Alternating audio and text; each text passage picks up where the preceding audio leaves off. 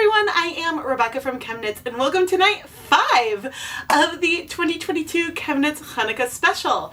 Every night of Chanukah this year, plus a few nights beyond, we've got some bonus videos, there will be a new yarn dyeing video at 8:30 p.m. Eastern Time here on YouTube, and we're going to dye lots of different colorways, explore a lot of different techniques of dyeing yarn, and have a lot of fun. There's a whole playlist, so if you missed one of the nights, you can go and get caught up. Tonight we are going to dye a variegated speckled colorway, and I'm going to bring you through the whole planning and color picking process, from trying to figure out what colors I want to use to swatching the colors and then developing the actual colorway we're going to be dyeing tonight.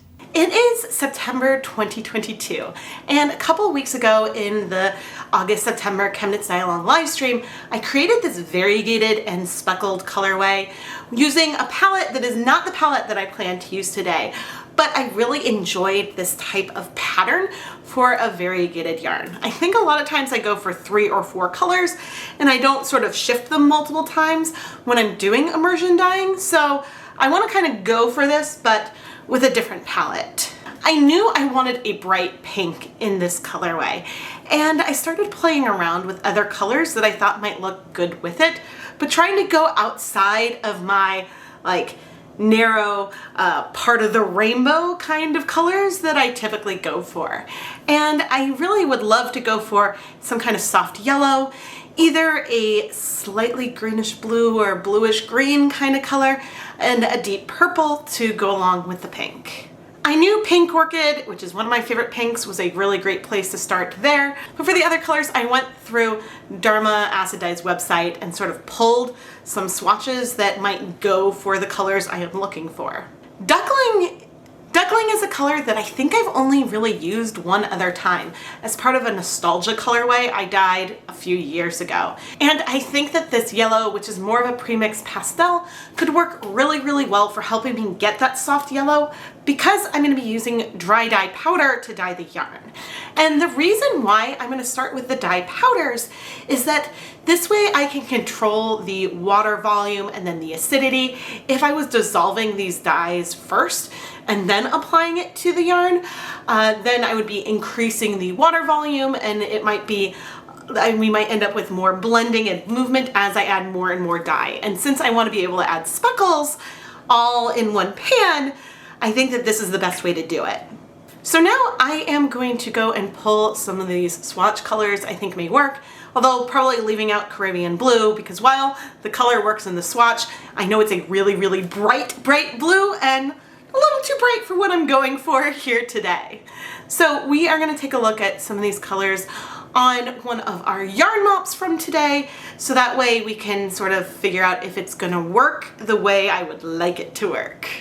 Let's look at the swatches from the poster that Dharma has versus the swatches that they have on their website. I think there the Caribbean blue shows a lot more true. It is a very pigmented, very bright blue. Bright aqua is also very bright, but it's more in line with what I want. And so, as I said, the Caribbean blue is going to go to the side. And we're going to take a closer look at these 5 colors. Our yarn mops have pre-soaked for about an hour in plain tap water. I'm showing them here because 2 of them are regular bare yarn, 20-gram Miniskeins of Wool to Dye For's Platinum Stock and DK, 75% superwash merino, 25% nylon. But one of them was dyed a light blue in one of our other Chanukah videos.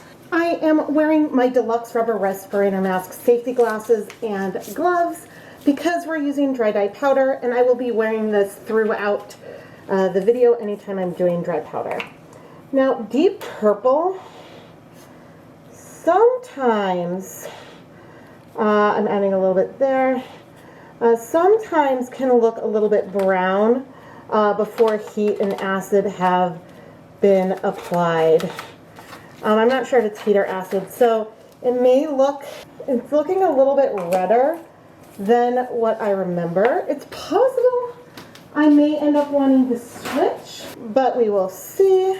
Okay, the Pink Orchid is a lovely, bright pink, it tends to strike pretty quickly. Duckling is a color I am not as familiar with, but it is not a bright yellow. It is more muted. It is not quite as like orange as, say, honey mustard. I know I'm going to want to use it fairly lightly to get a bit of the color that I want. And so this is actually helping me with that too. I want to make sure I spread it out a lot and don't leave it in place. But actually the purple seems to be shifting a little bit. Now for our sea spray, which I should remember, I haven't investigated this, but I plan to do so soon. Sea spray looks different under different conditions, whether we're using acid or not. I believe it does vary from batch to batch.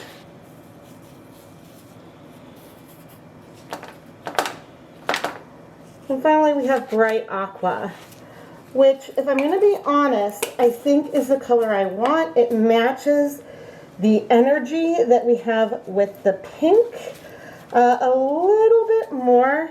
Actually, it's looking very like primary color-ish. Let me go look at my purple swatches. The deep purple is looking a little bit red to me right now, which, who knows, it could be a heat, no heat kind of thing. But if I don't end up liking it, I can always layer, I think, some intense iris or royal purple over it, because both of those are a bit bluer.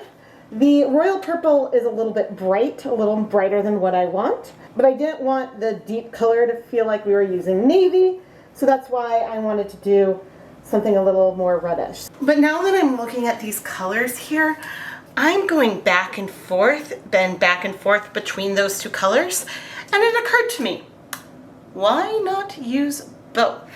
I certainly am not limited by the pattern that I was originally inspired by, and those colors are sufficiently different and both work. And so I was torn because I'm like, I don't want it to be too muted. I want there to be a feeling of brightness.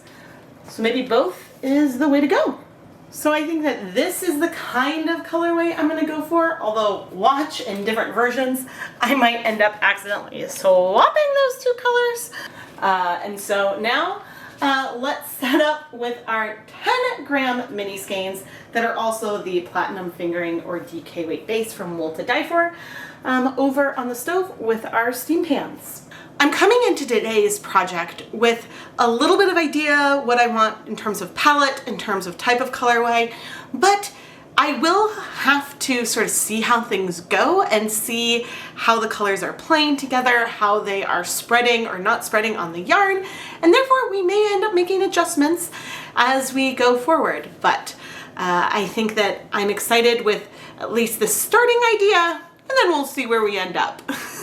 In this dye bath, we have 8 cups of water, 300 grams of yarn, and there's no acid or heat in here yet. I am going to start applying the colors without the acid, and then we'll sort of see where things go. But now I'm going to go put my mask and everything back on. The yarn mops will come into play a little bit more once things are hot in here, but for now, we're going to layer, and oh, I forgot that with the yellow, I do want to make sure I spread it a good amount, because for now, I can come in and work this color through with my fingertips. And we will potentially see some spread and blending, but by starting cold and with no acid, at least with the yellow, that allowed me to spread it a little more and soften it. So the edges here will be a little soft because we have a fair amount of water, but I want to tap and move the colors so that way there is a lot of penetration. I'm just going to need to remember to be really, really, really soft when I do this on the other side. Okay, I'm going to do the 2 sections of Pink Orchid next.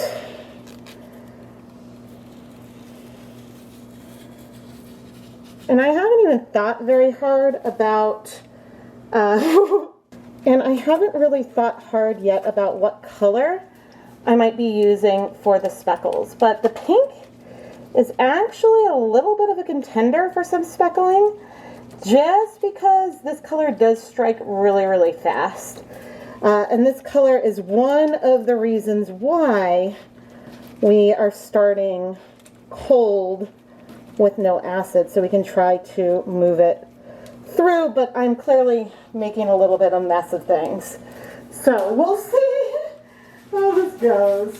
Maybe I should have started off with a little bit of acid, but part of this whole process, as I come in with the sea spray, part of this whole process is just to see how things go. And I don't even think that I started with no acid the other time, but I am now, so we will see. Possible I should have gone in color order.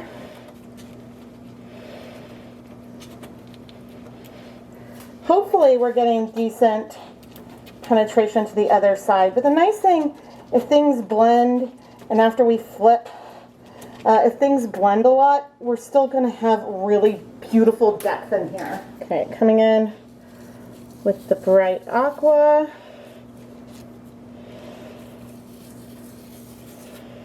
Possible I put these so close together that when we try to flip, that's going to make it hard. So there might be some things where in the second round we may do it a little bit differently. But the difference between the two blues is very, very subtle. All right, and I am making a game time decision, I think, here. Originally the plan was to do purple at both ends, but I don't think that that's what I want to do anymore. I think that the new plan, looking at this and seeing how these colors are interacting, is to do pink down at this end. And I'm trying to stay away from the yellow a little bit as I bring this on. And you'll see in a moment. Because I know that as I go through and move it, it will spread down. If there's a little bit of white left, that is okay. And we're going to do the purple up at the other side. And then bring some of those purple speckles down here. Because I think I was afraid that some of this pink might get lost and turn more blue and purple if the other colors spread. And I really wanted to make sure that some of this color had a chance to shine. And so that's why we are giving it its own moment. And this is like what I had said before, how we're going to start and then kind of make things up as we go along and see where we go and where we end up. Now I'm trying to add a fair amount of dye, but also to spread it out because I don't want it to just clump where I'm putting it. And at the same time, I don't want to speckle yet because I don't want the speckles to be too blown out. I want to do that after we have some acid and heat. But I think I'm going to add some more of this purple dye down there. But I'm going to do that in a moment. First, I want to add some acid. And I've added a fair amount. I don't think I really counted. Was that 6-ish? Okay, I want to add more color in this purple area to deepen it a bit. And again, we've got a little bit of white there. I'm not going to worry about that. I'm not going to worry if that stays. My goal is to get as much of this color through now as I can. And now I am going to turn on the heat and we are going to start heating things up because before we come in and add some speckles and things on here, we want to make sure that things are warm so that way when we do that, those colors strike a little bit faster. So I'll come back in a few minutes. And as things are starting to heat up, I'm going to come and tap a little bit because we did just add acid, but just to the surface. I don't want things to mix up too much. Ooh, wow. A lot of these colors look like they've already started to strike, but not the pink yet. and not yet our purple, which is turning bluer. You can see as we get the heat, it is looking more and more of that deep purple color, which is what I had wanted. So again, we'll be patient and I'll come back in about 10 minutes. For our speckles, I took a little bit of some citric acid powder. I didn't measure it, but it's probably less than a teaspoon. And I'm going to come and take some deep purple powder, sort of like a tip of a spoon. I want to mix that into one, and into the other, we are going to do some sea spray. And I am going to, with this spoon, just sort of stir this up to distribute the powder, the dye powder through the citric acid. This will help break it up, and as we speckle, it'll help spread it out a little bit more, because otherwise it would be easy to add too much powder and get a lot of spread. And I want this to be a little bit more subtle, while hopefully getting some of these speckles on each of the Miniskeins. That might be hard, but I've set it up in these containers because when not in use, I can cover them. Okay, it has not been very long, maybe only about 5 minutes. Most of this pink has absorbed, and I would say also, not all, but most of the purple. We definitely have some of the purple or blue sort of spreading over the pink here. I see a little bit less of that in the other pan. But anyway, we can now start with our speckles. Okay, I hope this is the sea spray, because I'm gonna hope that the one that looks more red is the deep purple, and I believe that to be fairly accurate. So we're just doing a little bit of this, hopefully not enough to cover up the color that is there, but enough to just add a little bit of a punch. And I'm going to do a little bit of this on some of this yellow as well. Not a lot, but a little bit, especially where it is approaching the actual sea spray color. Just kind of getting it over there. So just very, very subtle. Not a lot of speckles. Okay, now our deep purple. I am going to come in also sort of like over here in between the bright aqua and the pink. I have a feeling that this is something, as I've definitely gone a little too heavy in spots. I have a feeling that this is something that may vary from colorway to colorway.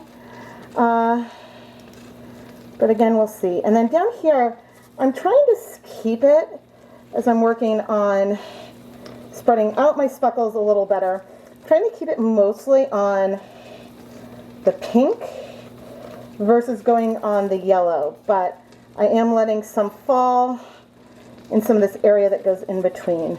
And these aren't going all over the pink section. They are staying pretty much just right by this edge.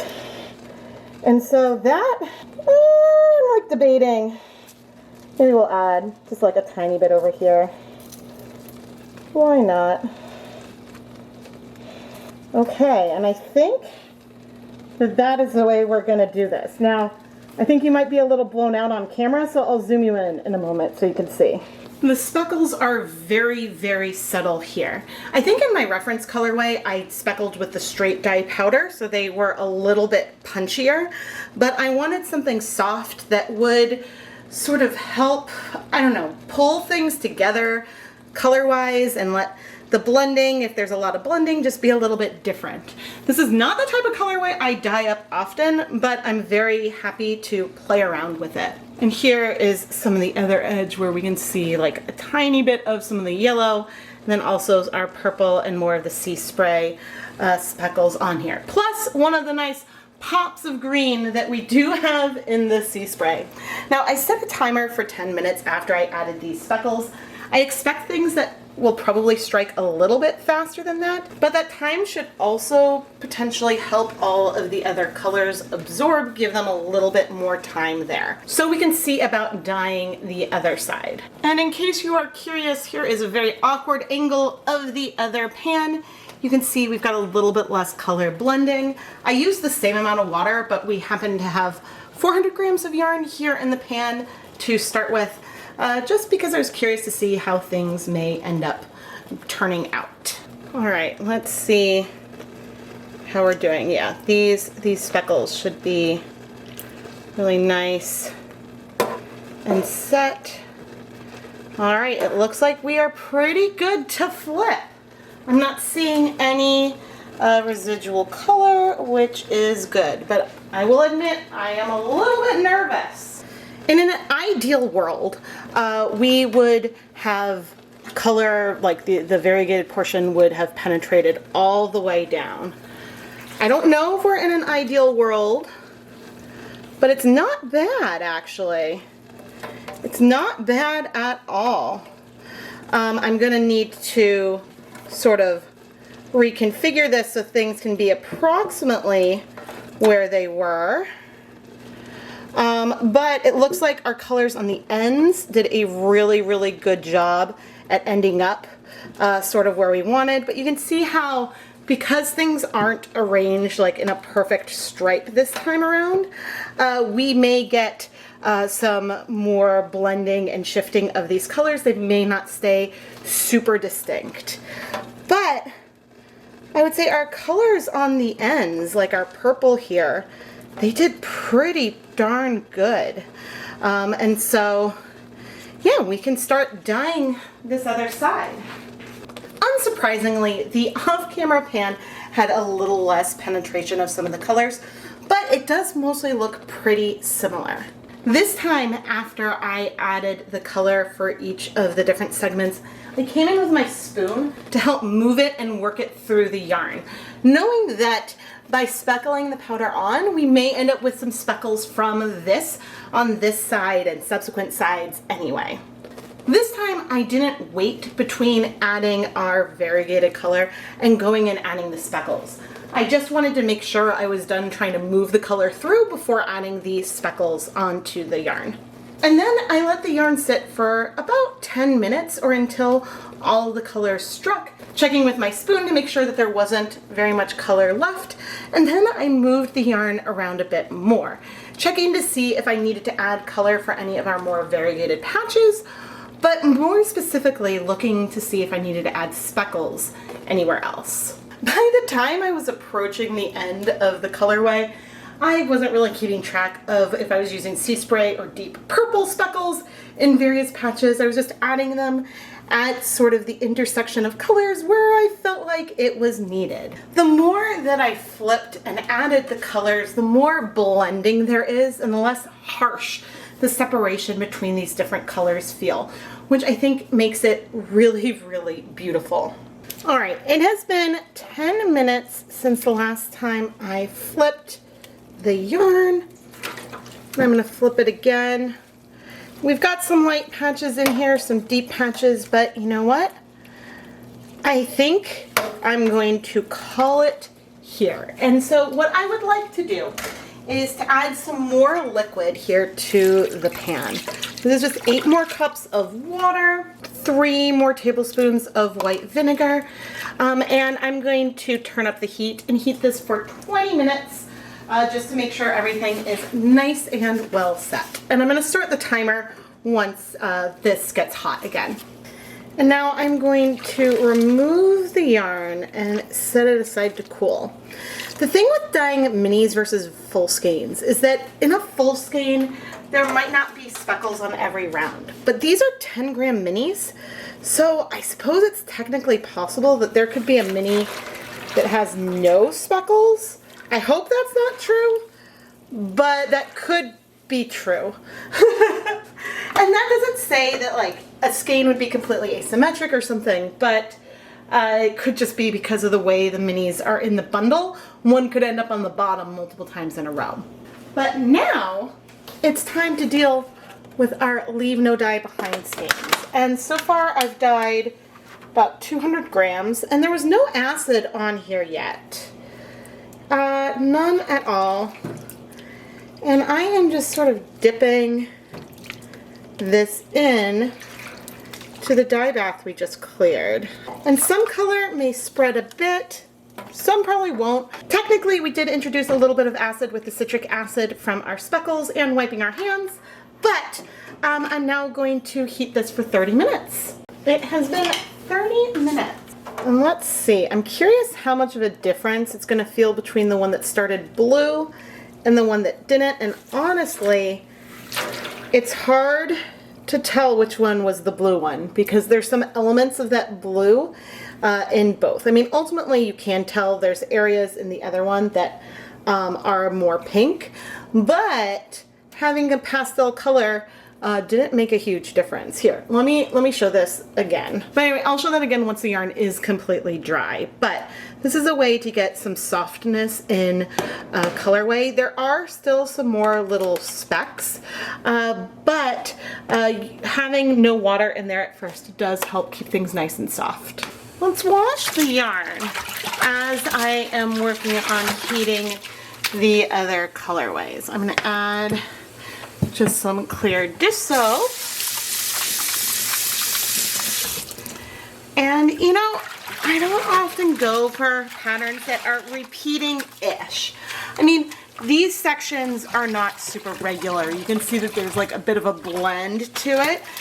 So they may pool, but not, this wouldn't be good for, say, a planned pooling type project.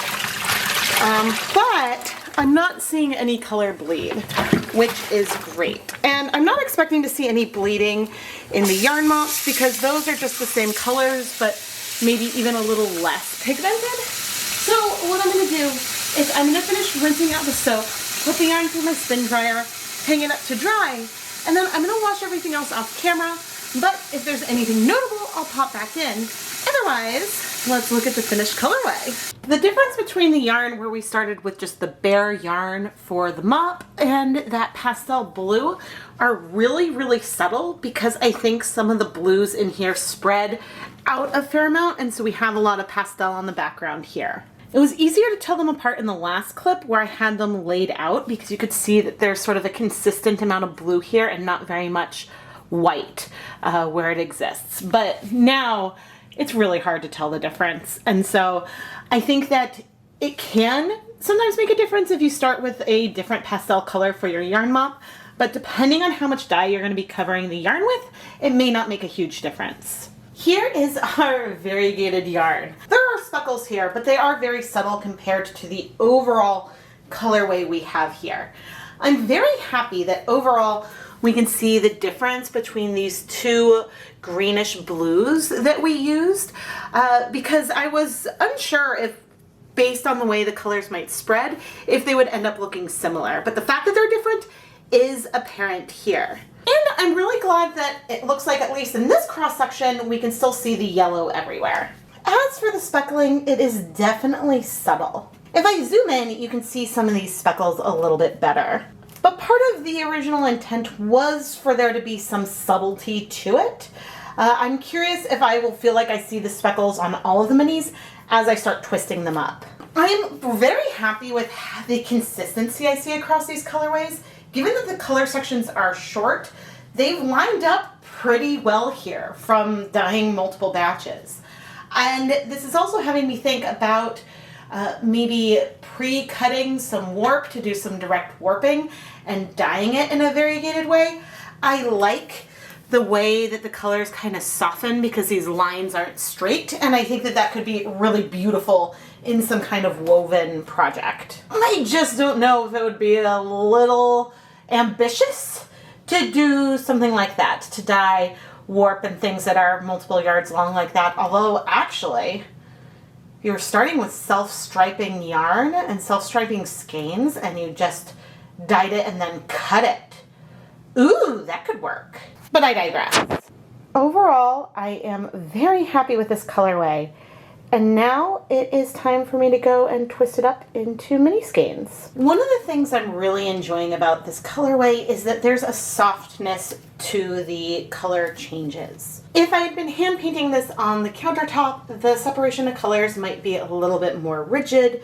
And here, there's a lot more blending on these interior sections. On some skeins more than others. Some might have a little bit more white. but I enjoy a soft blend like that. And so that's another reason why I love this colorway. Now, when I'm twisting the yarn up in Miniskeins, I'm sort of holding the yarn at the purple end and twisting it like that. But if I were to instead rotate the yarn and sort of have the purple section more towards the middle when I'm twisting it up, that gives the finished Miniskein a whole different kind of look and feel to it. Where you can see the way that the sections are sort of twisting up a little bit differently versus the way they are over here. And here they are side by side. I personally prefer the look at this one because I think when the yarn is sort of on its side in one way, you get a really good feel for what the colorway is like. Whereas this one, I don't know, I just prefer the way it looks here. So with a variegated yarn, when you're twisting them, you may want to play around with it a little bit until you figure out how you like it to look when twisted. But as I've mentioned in the past, this is a reason why when I'm selling colorways, I like to do some kind of flat lay of the yarn so people can see as it was dyed and get a sense of, okay, there's only one purple section here, but there's multiple yellow and blue and things like that, because I think that that can make it a little easier for someone to visualize the balance of the different colors in the final yarn. There are some dye lot differences in the colorways, and unfortunately I didn't keep track of which skeins were dyed in a pan that was more crowded versus one that were less. When you are far back, there's a lot of similarity, but if we take a little bit of a closer look, one set has a deeper purple, the other has a longer section of purple and a little bit more white to it. In the DK weight, we also have some variation with this colorway. But in the case of either fingering or DK weight, our leave no dye behind yarn is a very different colorway than our main colorway, even when using the same color palette. And this is something I like to do in a lot of videos. And at the time I'm filming this, it's been a while since I've done a color challenge where I try to use the same palette and create a lot of different types of colorways. But that's something that I absolutely will be doing more of, so please make sure you are subscribed and turn on notifications so you don't miss any videos. As for the speckling, it remains subtle when things are twisted up, but I didn't notice any yarn in particular that had 0 speckles. Some just may have a little bit more than others. The thing to remember with little specks is sometimes they only appear on one side of the strand versus going all the way through a strand, and so depending on how things knit up, you may or may not see that little pop of color. But I do, again, enjoy them just because it softens things and, I don't know, they make me happy. I am not sure if this is the colorway I thought we would end up with from what I had in my head. But I am thrilled that we still have a soft yellow and a bright pink and lots of color changes. So it's a win to me. I hope that you can see by now that while maybe there isn't like a cohesive theme for Chanukah, I am building on some of these techniques and combining and using things that I've learned that are working well to continue growing. Because I've been dyeing yarn here on YouTube for a long time now, many years, but there's still more for me to learn. And I find that by playing with color and challenging myself to revisit techniques that I don't use as often or try and tweaks on some of my favorite techniques, I learn more and it makes me even better as an artist. So I really hope you've been enjoying this journey. Please subscribe and turn on notifications. This is by far the biggest thing that you can do to help support the content here. But if you're looking for other ways to help support ChemKnits, I do have a Patreon. There are lots of fun perks over there. Go to patreon.com/ChemKnits for more details. You can also find a link down in the video description. I can't believe there are only 3 nights of Chanukah left after tonight. But don't worry, because the ChemKnits Chanukah special is going to go 3 nights beyond the 8th night of Chanukah. We're going to have 2 bonus dyeing, like add-on full skein videos, plus a vlog that'll show behind the scenes of creating this series, and plus things that went into the samplers that I created for this whole event. So now let me know your guesses of the technique and the colors that I'm going to use for night 6. Oh my goodness, it's a really beautiful yarn and I can't wait for you to see it. I am Rebecca from ChemKnits, and thank you so much for watching.